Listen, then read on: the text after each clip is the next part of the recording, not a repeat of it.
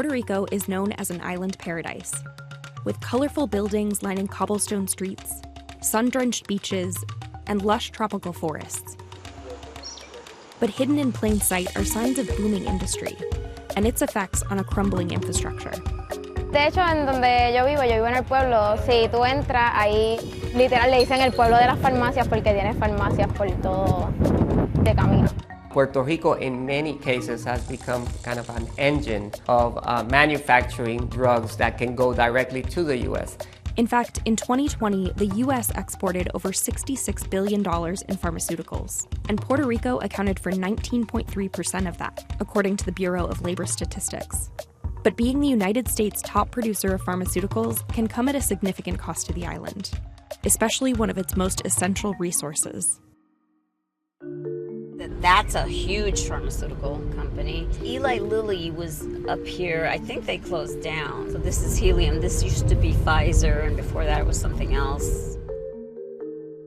In the 1970s, American companies flocked to the island of Puerto Rico to take advantage of major tax incentives under IRS Code 936, which essentially allowed U.S. companies in Puerto Rico to pay no federal taxes.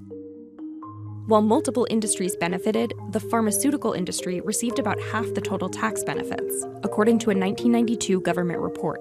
The government of Puerto Rico incentivized in many ways to establish their operations in Puerto Rico. It was part of this government development program called Operation Bootstrap. It was also something that was supposed to create jobs. Operation Bootstrap was a strategy to develop and industrialize Puerto Rico's economy that began in the 1940s. Puerto Rico, since 1898, has been a colony of the United States. And since then, the U.S. has kind of manipulated Puerto Rico's economy to benefit the needs and the wants of the U.S. So that idea flourished into tax exemptions that were allowed by the U.S. Congress and were allowed for about 30 years. And we're kind of in the middle of everything. If you look around, you'll have a big pharmaceutical company over here, a gigantic complex of pharmaceutical companies over here, and this just continues. The government created what they called industrial parks, which was these plant sites that were all together in a certain area. For example, here in Salinas, we have an industrial park in Guayama. About a decade ago, I was working on a case related to a company called Teva Active Pharmaceuticals, also known as TAPI. After TAPI closed, which I believe was right around 2017, we found out that there was also pollution to the groundwater coming from this plant.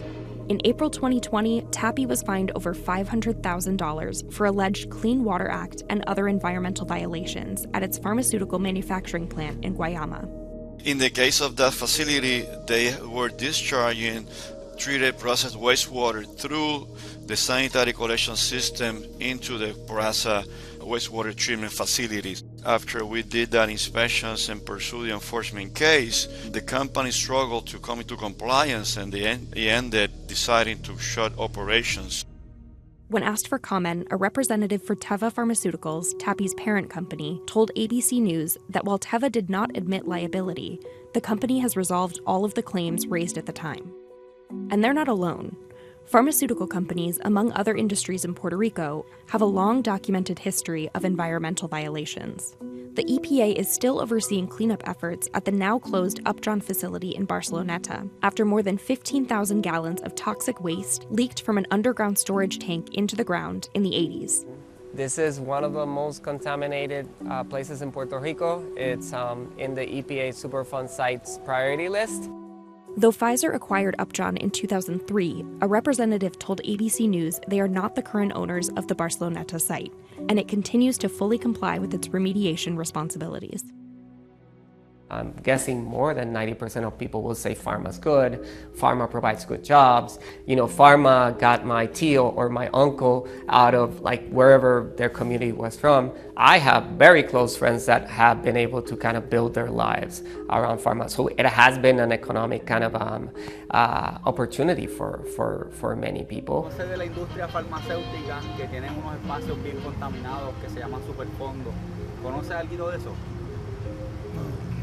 No, la contaminación es un poco fuerte, un poco fuerte, pero ¿qué vamos a hacer si no trabajamos? Exactamente. Pues mira, no sé qué decirte porque en verdad tener las industrias aquí aumenta bastante la economía. I think in the majority of cases people are alarmed because they didn't know about it. People are also kind of understand that this is part of the deal. Like, well, yeah, you know, there's gonna be some impact, environmental impact to having these jobs.